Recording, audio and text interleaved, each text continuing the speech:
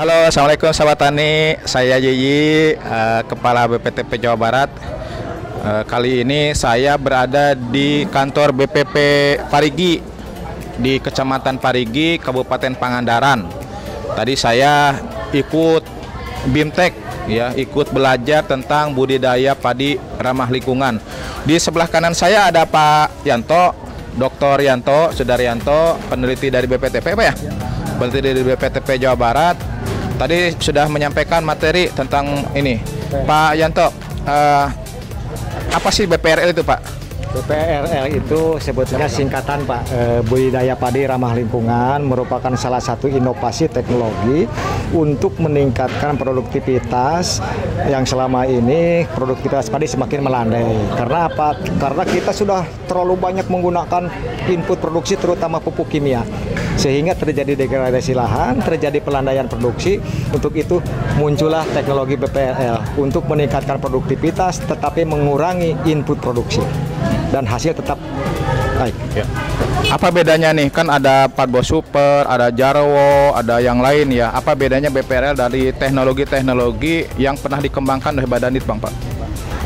Teknologi khususnya di komoditas padi yang dihasilkan oleh Badan Litbang itu sudah banyak sekali, Pak. Mulai dari PTT, kemudian juga ada Jarwo Super, ada Padbo Super, kemudian juga ada Jarwo BBC, kemudian terakhir sekarang yang diluncurkan BPTP adalah BPRL. Bedanya kalau Padbo Super, padi aerob terkendali berbasis organik, itu lebih diketekankan kepada lahan-lahan sawah yang airnya terbatas. Jadi untuk meningkatkan IP, kemudian juga tetap menjaga kesuburan lahannya, kita munculkan padi aerob terkendali berbasis organik. Kemudian juga ada Jarwo Super, Jajar Legowo. Jajar Legowo juga itu di lahan sawah irigasi, tapi penekanannya lebih kepada modifikasi jarak tanam dan penggunaan alsin.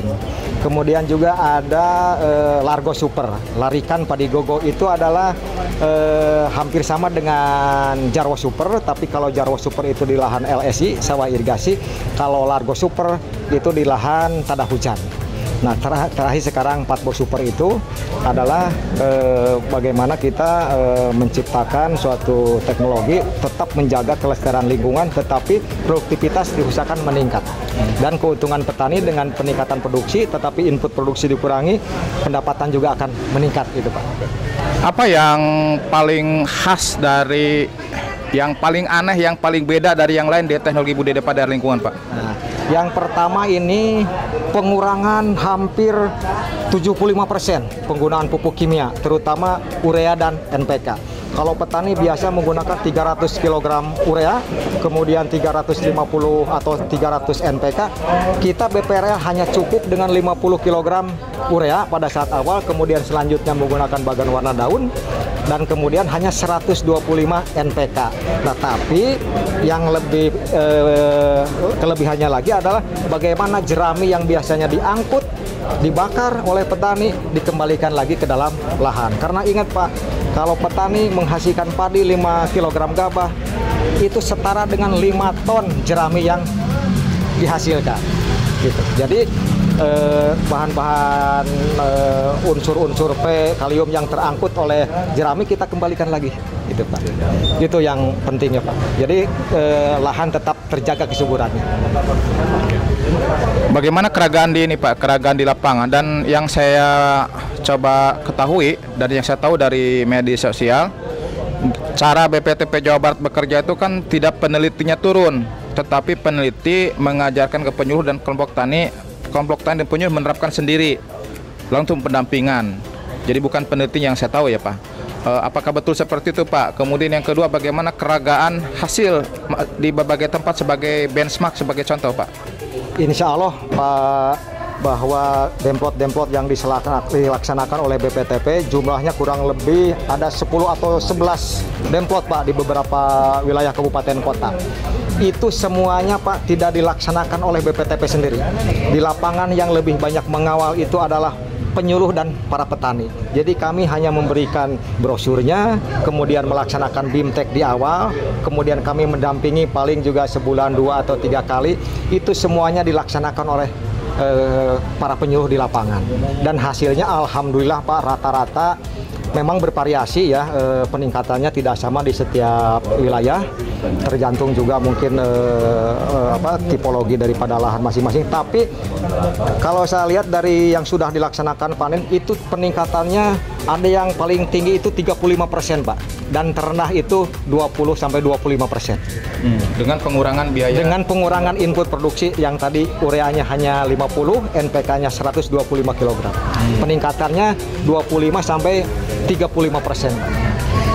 Ini kenapa bisa begitu Pak ya? Kita dikurangi tetapi ternyata meningkat. Karena di BPRI juga paketnya lengkap Pak. Yang pertama kita ada pupuk hayati.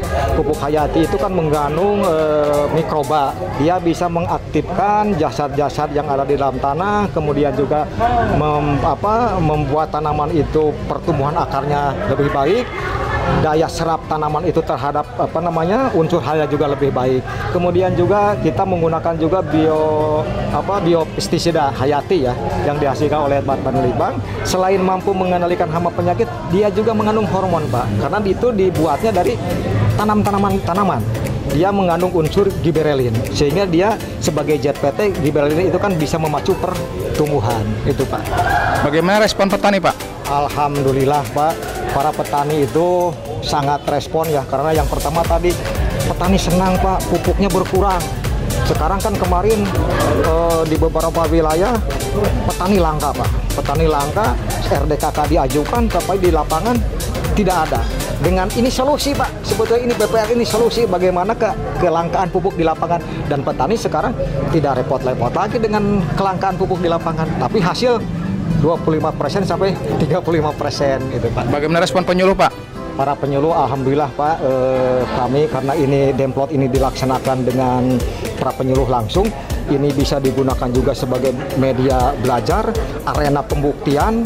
Karena apa Pak, petani itu kalau hanya mendengarkan saja kadang-kadang itu mah hanya kabar burung. Tapi kalau sudah dibuktikan dengan Demplot oleh para penyuluh juga menyampaikan ke petani dengan bukti, ini responnya sangat tinggi Pak. Kalau respon dari pemerintah daerah, Kadis Bapak gimana Pak? Ini yang patut kami syukuri Pak, pemerintah daerah sudah banyak yang merespon. Salah satu contoh ini di Kabupaten Pangandaran, setelah kami melaksanakan beberapa Demplot Pak di beberapa wilayah BPP, sekarang di Pangandaran itu ada program pengaman BPRS 100 hektar Pak. 100 hektar yang dilaksanakan oleh Dinas Pertanian, dilakukan oleh para penyuluh di masing-masing WKPP-nya. Itu Pak, salah satu respon. Kalau respon dari pembuat aturan Pak, dari DPR dan DPRD gimana Pak? Nah ini barangkali Pak, ini memang kalau suatu program itu tentunya kan tidak hanya sebatas kami dari peneliti yang menghasilkan teknologi, tidak sebatas juga dari para penyuluh sebagai transfer of teknologi kepada petani, tapi ini harus didukung juga oleh kebijakan. Bagaimana para ini didukung juga dengan program-program yang memang ini perlu dikembangkan Pak, BPR ini kalau bisa jadi program nasional gitu Pak, itu Pak. Perlu dukungan, ini dukungan dari DPR. Dan alhamdulillah Pak, yang salah satu beberapa Demplot juga dilaksanakan bersama-sama dengan Komisi 4. Dan ini ya dari Komisi 4 DPR RI ini sangat mendapatkan respon yang positif. Dan insya Allah menurut para anggota komisi di beberapa dapil ini akan dijadikan bahan diskusi di sana Pak gitu. Nah ini kan Pak diterapkan di Jawa Barat ini, mungkin nggak diterapkan di provinsi lain? Sangat mungkin Pak, karena BPR itu tidak mengenal wilayah, tidak mengenal lokasi. BPR itu bisa dilaksanakan semua agroekosistem, terutama lahan sawah, di lahan sawah, baik di Jawa Tengah, Jawa Barat, di Jawa Timur ini bisa. Nah apa tantangan untuk pemasyarakatan teknologi BPR ini? Tantangan ke depan dan kira-kira solusinya seperti apa Pak? Tantangannya yang pertama ini yang paling sulit, ini merubah perilaku Pak. Perilaku petani, terutama tadi di dalam pengembalian bahan organik secara in situ Pak. Karena kan selama ini petani selalu jerami itu dibakar atau dibuang dengan alasan macam-macam lah. Ini yang harus karena bagaimana kita memberikan motivasi, memberikan pemahaman kepada petani bahwa jerami itu manfaatnya sangat besar untuk kesuburan lahan. Ini tantangannya di tadi Pak, sosial Pak, sebetulnya dari aspek sosial bagaimana merubah perilaku petani. Ya. Baik, terima kasih Pak Dr. Yanto. Sobat Tani, barusan kita sudah ikuti bagaimana penjelasan BPRL sesuai pengalaman Pak Dr. Yanto yang juga peneliti bagian dari tim peneliti BPRL.